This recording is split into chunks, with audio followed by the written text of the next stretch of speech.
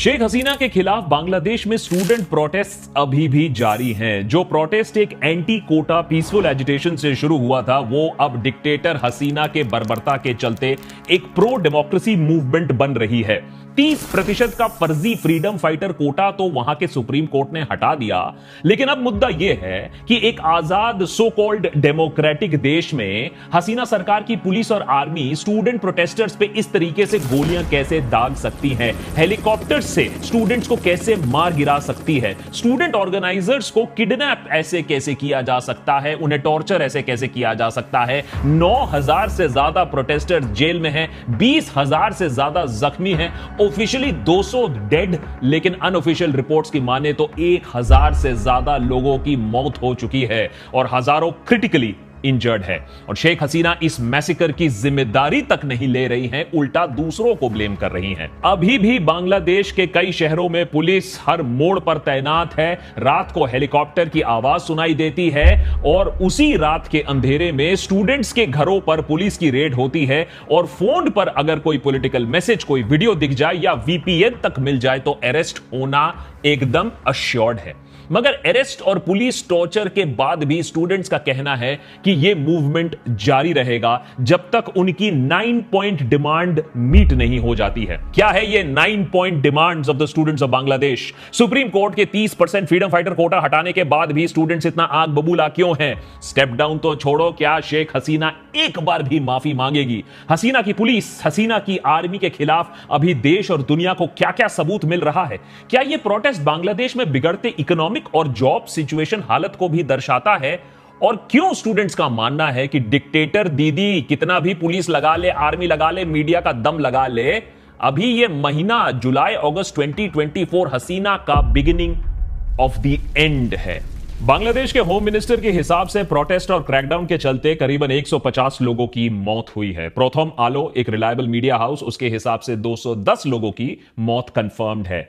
मगर student organisers, local journalist के मुताबिक यह आंकड़ा उससे कई ज्यादा हो सकता है। शायद 1,000 से ज्यादा लोगों की मौत हुई है और सरकार ट्रांसपेरेंसी रख नहीं रही है, तो यह मौतों की जो रूमर है यह और तगड़ी हो रही है। लोग तो इसी आंकड़े को मान रहे हैं। अब ये विजुअल देखिए। सीनियर बांग्लादेश जर्नलिस्ट सईर खान ने ट्वीट करके एक रिपोर्ट दिखाया। ढाका के रेयर बाजार इंटेलेक्चुअल सेमेट्री में कई सारी आपको अनआइडेंटिफाइड बॉडीज दिखेंगी जिनको यहां दफनाया गया है। बोला जा रहा है यहां टोटल काउंट 67 के आसपास है। अब इस जर्नलिस्ट का दावा है कि ये सारे स्टूडेंट प्रोटेस्टर्स की ही लाशें हैं। अब इस दावे को हम इंडिपेंडेंटली तो वेरीफाई कर नहीं सकते हैं और ना इतनी रिलायबिलिटी है कि बांग्लादेश सरकार इसको वेरीफाई करे, पर यह ऐसा इकलौता दावा नहीं है। प्रॉब्लम यहां आती है और शेख हसीना की मीडिया, उसके इंटरनेट बैन से सब लोग तो यही सोच रहे हैं ना कि यह सब किया गया है डेथ टोल को छिपाने के लिए। ऐसी कई रिपोर्ट्स आपको दिखेंगी इंटरनेट पर। और हॉस्पिटल्स का अगर एग्जांपल ले लेते हैं, ऑफिशियल डेथ रिपोर्ट्स वो देने से इनकार कर रहे हैं। अभी भी कुछ लोग मिसिंग हैं और कई लाशों को फैमिलीज बिना अस्पताल ले जाकर ही सीधे उन्होंने दफना दिया है। यानी ऑफिशियल रिकॉर्ड और एक्चुअल डेथ काउंट में काफी बड़ा अंतर है। इस पर शायद डिबेट नहीं है। शेख हसीना चाहती है कि अब जो हुआ सो हुआ, यह मामला जल्दी से दब जाए, लोगों का जो गुस्सा है वो ठंडा हो जाए। इसीलिए शायद असली आंकड़ा आपको कभी पता नहीं चलेगा, रियल इन्वेस्टिगेशन होगा नहीं। मगर जब से बांग्लादेश में इंटरनेट वापस आया है, तब से पुलिस ब्रुटैलिटी का जो हुआ है पिछले 2-3 हफ्तों में, उसका जो प्रमाण है वो भर भर कर सामने आ रहा है और इसीलिए लोगों का गुस्सा एक्चुअली और भी बढ़ रहा है। अगर आपको पिछले 2 हफ्तों के प्रोटेस्ट की पूरी कहानी नहीं मालूम है तो हमने पूरा एक बांग्लादेश पर एपिसोड बनाया है, उसे जरूर देखिएगा कि कैसे एक अनडेमोक्रेटिक फ्रीडम फाइटर कोटा के खिलाफ बांग्लादेश के स्टूडेंट ने प्रोटेस्ट करना शुरू किया। स्टूडेंट से बात न करने के बजाय हसीना सरकार ने तानाशाही और बर्बरता का रास्ता आजमाया और पुलिस और आर्मी को भेज दिया आतंक मचाने के लिए। ऐसा ही एक आतंक का प्रतीक बने अबू सईद, जिनकी बांग्लादेश पुलिस ने निर्मम हत्या कर दी, वो भी कैमरा के सामने। वीडियो एविडेंस साफ है कि अबू सईद के पास कोई हथियार नहीं था। उनको जब गोली मारी गई तो वो पत्थरबाजी तक नहीं कर रहे थे। एक अनआर्म्ड स्टूडेंट को पुलिस ने पॉइंट ब्लैंक रेंज पे गोली मारकर उसकी हत्या कर दी। 19 जुलाई को रामपुरा पुलिस स्टेशन के पास प्रोटेस्ट के दौरान पुलिस और बॉर्डर गार्ड्स बांग्लादेश बीजीबी के फायरिंग के चलते कुछ नौजवान अपनी सेफ्टी के लिए पास के एक बिल्डिंग में चढ़ जाते हैं। कुछ टाइम बाद पुलिस और बीजीबी बिल्डिंग पर घुस जाती है। सारे नौजवान वहां से भाग निकलते हैं, पर एक नौजवान वहीं पर अटक जाता है। 4th फ्लोर की छत से यह नौजवान लिटरली लटक रहा है। किसी को कोई खतरा नहीं है उस नौजवान से, लेकिन वो भागने की कोशिश कर रहा है और पुलिस उसको रेस्क्यू नहीं करती है। उसको डिटेन कर सकती थी, लेकिन किया क्या? सीधा पॉइंट ब्लैंक रेंज पर शूट कर दिया। ये shoot at site orders execute हो रहे थे सरकार द्वारा अपने ही सिटीजन्स के खिलाफ, यूथ ऑफ बांग्लादेश के खिलाफ। एक एक्टिविस्ट ने अल जजीरा को बताया कि यूनिवर्सिटी के अंदर हेलीकॉप्टर से स्नाइपर गोलियां चला रहा था। आप सोच के देखिए कि एक यूनिवर्सिटी में उन्हीं के देश के सरकार की हेलीकॉप्टर, उन्हीं के देश के फोर्स गोलियां बरसा रही हैं और हेलीकॉप्टर शूटिंग का वीडियो एविडेंस भी बाहर आ रहा है। कहा जा रहा है कि कर्फ्यू के दौरान शूट एट साइट ऑर्डर्स थे। ऐसा भी हुआ कि अपने बालकनी से बाहर झांक रहे बच्चों तक को स्पेयर नहीं किया गया। पुलिस ने उन्हें भी गोली से मार गिराया। 16 ऐसे बच्चों की भी मरने की एक रिपोर्ट आ रही है। ये प्रोटेस्टर्स नहीं थे, ये बेचारे छोटे छोटे बच्चे थे। दुख की बात यह है कि सिर्फ पुलिस ही नहीं, border guard Bangladesh, army of Bangladesh जैसी संस्थानों ने भी इस कत्ले आम में हिस्सा लिया। उनका भी इस्तेमाल किया शेख हसीना ने। यह भी खबर आ रही है कि United nation marked armoured personal vehicles और हेलीकॉप्टर्स का इस्तेमाल किया गया हसीना गवर्नमेंट द्वारा इस प्रोटेस्ट को दबाने के लिए, जबकि यूएन मार्क्ड व्हीकल्स का यूएन मिशन के बाहर इस्तेमाल होना सख्त मना है। पेलेट गन्स की भी भारी इस्तेमाल की बात सुनी जा रही है। याद रखिए, पेलेट गन्स सबसे बड़ी प्रॉब्लम जो होती है कि वो एक क्लस्टर एम्यूनिशन बोला जाता है, यानी बेसिकली एक बार फायर कर दिया तो कौन से इंसान को कैसी चोट पहुंचेगी इस पर किसी का कोई कंट्रोल नहीं रहता है और इन पेलेट से बहुत आसानी से आईसाइट खोने का खतरा रहता है। ढाका के national institute of ophthalmology hospital NIOH में पिछले कुछ हफ्तों में 500 से भी ज्यादा पेशेंट्स आए हैं पेलेट गन इंजरीज के साथ। ये बाय द वे सिर्फ एक अस्पताल की बात कर रहा हूं मैं। स्टूडेंट्स का सवाल यहां पर बहुत ही सिंपल है। एक आजाद देश की डेमोक्रेटिक सरकार अपने ही सिटीजन्स पर इस तरीके से अत्याचार कैसे कर सकती है? और इंटरनेट वापस बहाल होने के बाद इस बर्बरता का पूरा जो मंजर लोग अपने फोन पर देख रहे हैं, जाहिर है कि लोगों में गुस्सा काफी ज्यादा है और इसीलिए हम एक और राउंड ऑफ प्रोटेस्ट देख रहे हैं। हसीना के किस्से और कांड अब दुनिया भर में लोग देख रहे हैं। यूरोपियन यूनियन ने पुलिस की बर्बरता की निंदा की है और मांग की है कि जो गुनहगार हैं उन्हें सजा मिलनी चाहिए। बांग्लादेश और शेख हसीना को इंटरनेशनल क्रिमिनल कोर्ट में ले जाने की अब कोशिश हो रही है फॉर क्राइम्स अगेंस्ट ह्यूमैनिटी, लेकिन यह सब डिक्टेटर हसीना के लिए कोई नई बात नहीं है। ये जो तरीके हैं ये इनके लिए काफी पुराने हो चुके हैं। पिछले वीडियो में हमने बात की थी कि कैसे शेख हसीना ने जनवरी 2024 के बांग्लादेश इलेक्शन को कंप्लीटली वन साइडेड बनाया। इलेक्शंस फ्री एंड फेयर नहीं थे, पर यह सिर्फ एक एग्जाम्पल था। शेख हसीना का डिक्टेटोरियल रवैया दिखाने के लिए ऐसे कई सारे उदाहरण आपको मिल जाएंगे।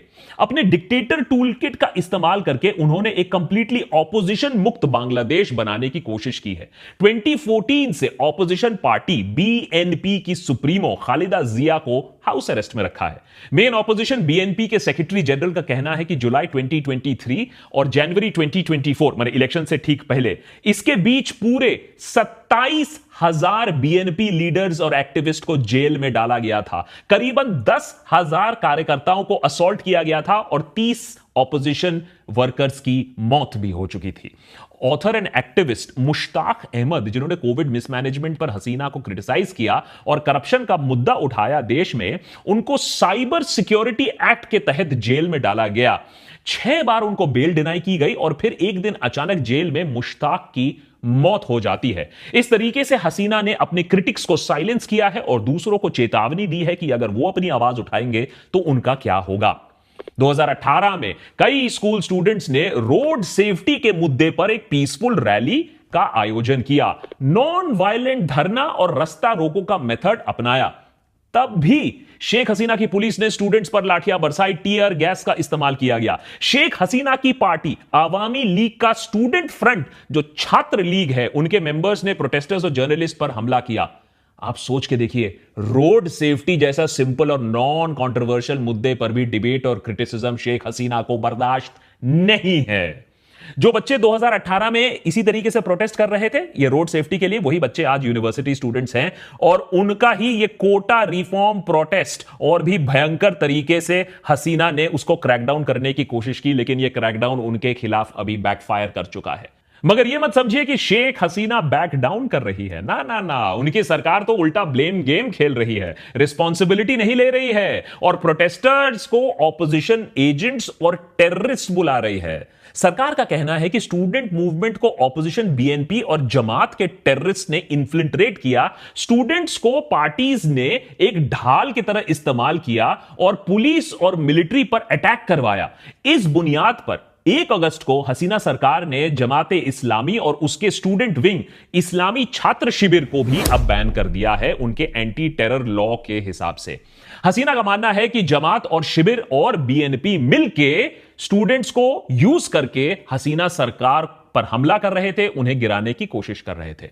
उधर स्टूडेंट्स का कहना है कि यह एकदम गलत बात है, उनका एक ऑर्गेनिक इंडिपेंडेंट मूवमेंट है, इसको एंटी नेशनल, इसको टेररिस्ट, इसको ऑपोजिशन पार्टी ड्रिवन बोलकर डिस्क्रेडिट करने की कोशिश की जा रही है। ऊपर से ऑपोजिशन पार्टी का तो कोई प्रेजेंस ही नहीं है यूनिवर्सिटी कैंपसेस में तो एक ही स्टूडेंट यूनियन एक्टिव है और वो शेख हसीना का छात्र लीग है। तो जब ऑपोजिशन को हसीना ने खत्म ही कर दिया है बांग्लादेश में, तो इन्फिल्ट्रेट करने की बात कहां से आई विपक्ष की।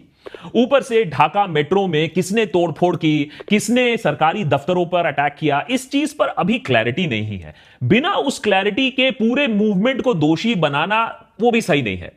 लेकिन इस बात का क्लैरिटी है, इस बात की वीडियो एविडेंस है कि पुलिस ने अनआर्म्ड स्टूडेंट्स पर गोलियां बरसाई, मगर हसीना सिर्फ मेट्रो रेल पर चिंतित हैं, सरकारी दफ्तर थोड़े से अटैक हो गए उस पर चिंतित हैं, स्टूडेंट्स की जाने गई इतनी ज्यादा उस पर कोई खास चिंता नहीं है। सरकार का तो यह भी कहना है कि प्रोटेस्टर्स ने उल्टा छात्र लीग के स्टूडेंट्स को बिल्डिंग से फेंक कर मार डाला और कुछ पुलिस वालों को हमला करके उनके ऊपर उनको मार के लैंपपोस्ट से टंगा दिया।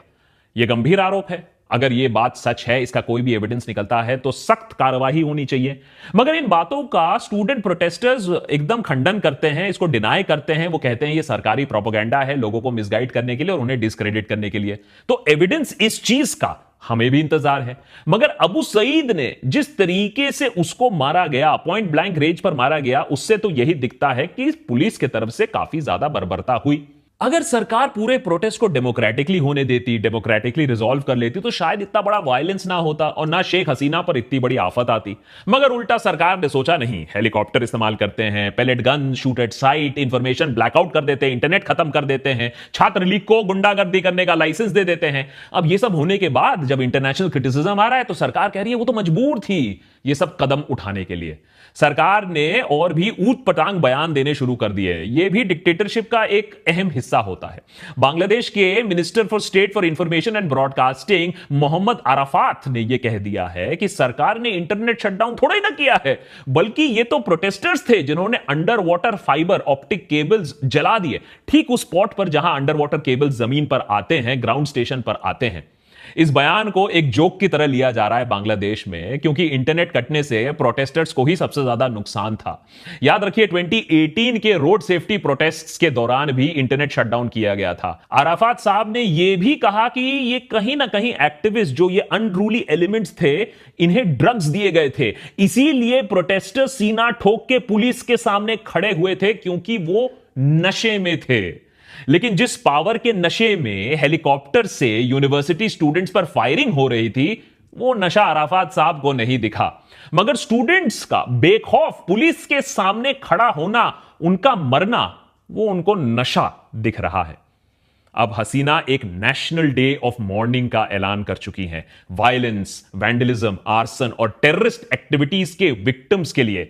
यानी बेसिकली जो नरसंहार हसीना की डिक्टेटोरियल मिसमैनेजमेंट के वजह से हुआ, उसके लिए स्टूडेंट प्रोटेस्टर्स को टेररिस्ट ठहरा दो, ऑपोजिशन को ब्लेम कर दो, खुद अपने आप को विक्टिम बना दो और उसके बाद एक मेमोरियल सर्विस भी कर दो। वाह, गजब की फकीरी है।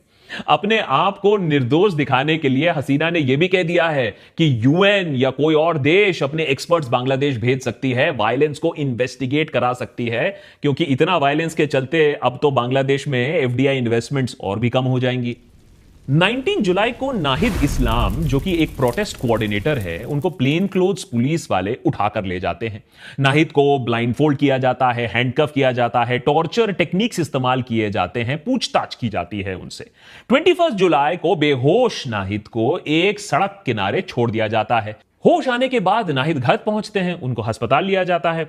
इस पूरे किस्से के बाद 23 जुलाई को बिना डरे नाहिद ने एक बयान दिया, मूवमेंट रुकने वाला नहीं है। नाहिद अस्पताल में भर्ती हुए, पर 26 जुलाई को बांग्लादेश पुलिस के डिटेक्टिव ब्रांच ने फिर से नाहिद को हिरासत में ले लिया। इस पर काफी आउटरीच हुआ कि सरकार को अगर निगोशिएट करना है तो उनको प्रोटेस्ट कोऑर्डिनेटर से बात करनी होगी, ना कि पुलिस उनको बार बार हिरासत में ले ले और उन्हें टॉर्चर करे।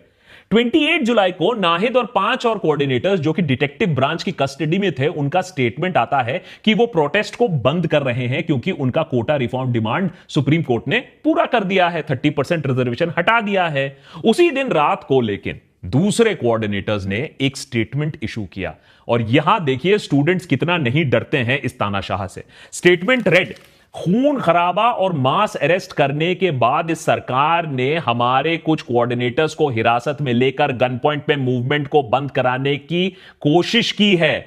हम ये साफ साफ कहना चाहते हैं कि स्टूडेंट बॉडी तब तक मूवमेंट कंटिन्यू रखेगी जब तक हमारी 9 पॉइंट डिमांड मीट नहीं होती है। हम समझौता करके शहीद स्टूडेंट्स के साथ गद्दारी नहीं करेंगे। वैसे कोटा पर जो जजमेंट आया है वो भी कुछ अमेजिंग नहीं है, उसको लेकर भी कंट्रोवर्सी है, क्योंकि फ्रीडम फाइटर कोटा के साथ साथ अफर्मेटिव एक्शन का जो कोटा था उसको भी ऑलमोस्ट खत्म कर दिया गया है। मगर अब ये मूवमेंट इस कोटे से बहुत आगे बढ़ चुकी है। डेमोक्रेसी, अकाउंटेबिलिटी, उसके बारे में अब ये मूवमेंट बन चुकी है, और इसका क्रेडिट, इस प्रोटेस्ट को बढ़ाने का क्रेडिट शेख हसीना को ही जाता है। स्टूडेंट्स का 9 पॉइंट डिमांड बहुत ही अब सिंपल है। हसीना इस मास किलिंग और अट्रॉसिटीज के लिए अपनी जिम्मेदारी एक्सेप्ट करें। Home minister, road transport, police minister, education minister, law minister resign करें। पुलिस और अफसर और वो यूनिवर्सिटी वीसीज जिनकी निगरानी में स्टूडेंट्स मारे गए वो रिजाइन करें। मारे गए स्टूडेंट्स और जख्मी स्टूडेंट्स के फैमिली को मुआवजा दिया जाए। जिन पुलिस वालों ने अनआर्म्ड स्टूडेंट्स पर गोली चलाई उनको अरेस्ट किया जाए। यूनिवर्सिटी में छात्र लीग के जो ये वन पार्टी पॉलिटिक्स हो रही है उसे बैन किया जाए। एजुकेशनल इंस्टीट्यूशंस को रीओपन किया जाए, और यह गारंटी दी जाए कि स्टूडेंट जो प्रोटेस्टर्स थे उन्हें किसी भी तरीके से एकेडमिक या एडमिनिस्ट्रेटिव हैरेसमेंट उनके साथ नहीं होगी। तो प्रोटेस्ट जारी हैं, मगर उस लेवल पर नहीं जो कुछ हफ्ते पहले हमें दिखने को मिला था। याद रखिए अभी 9000 से ज्यादा लोग अभी भी अरेस्टेड हैं। खबर यह भी है कि कई पर नॉन बेलेबल धाराएं लगाई गई हैं, सुनवाई होने में महीने लग सकते हैं। ऊपर से बेलेबल ऑफेंसेस के लिए भी बेल बॉन्ड की प्राइस बहुत ज्यादा रखी गई है। सो बेसिकली आइडिया यह है कि सबको जेल में ही रखो, प्रोटेस्ट होगा ही नहीं। ज्यादातर जगहों में अब सुबह के वक्त तो कर्फ्यू नहीं है, लेकिन पुलिस की भारी तैनाती है और अभी भी रैंडमली लोगों को अरेस्ट या डिटेन किया जा रहा है। पर इस सब के बावजूद 31 जुलाई को चिटागोंग में भारी लेवल पर प्रोटेस्ट दिखने को मिला, और आगे आने वाले दिनों में भी प्रोटेस्ट प्लान्ड है।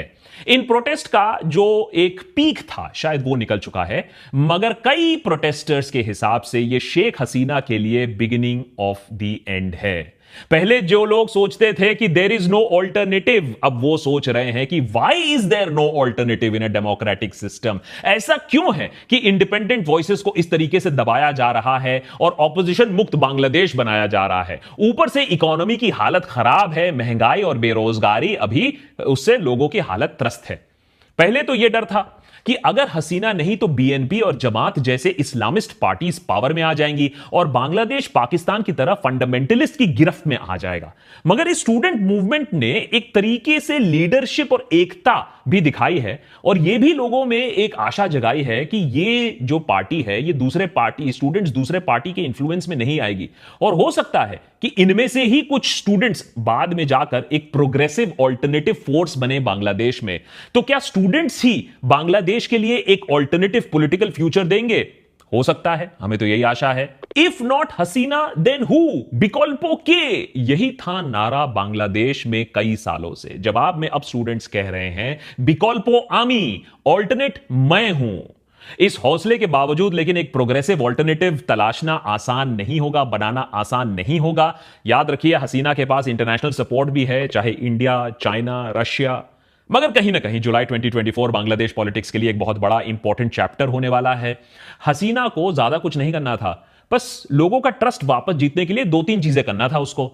एक, dialogue between government and protesters. Students को दिक्कत क्या है, सामने बैठकर एक बार बात कर लो। नंबर टू, भाई रिवैल्यूएशन कर लो, आपकी लॉ इन्फोर्समेंट टैक्टिक्स कैसे काम कर रही हैं। स्टूडेंट्स को गारंटी दो कि अगर वो शांतिपूर्ण प्रोटेस्ट करेंगे तो उनको गोलियों से उनको छलनी नहीं किया जाएगा। नंबर तीन, बांग्लादेश की इकोनॉमी की हालत काफी टाइट है। अगर हसीना ने जॉब्स नहीं क्रिएट किए तो डेमोग्राफिक डिविडेंड धरा का धरा रह जाएगा। तो फोकस तो इकोनॉमी पे करना था, प्रोटेस्ट पर नहीं।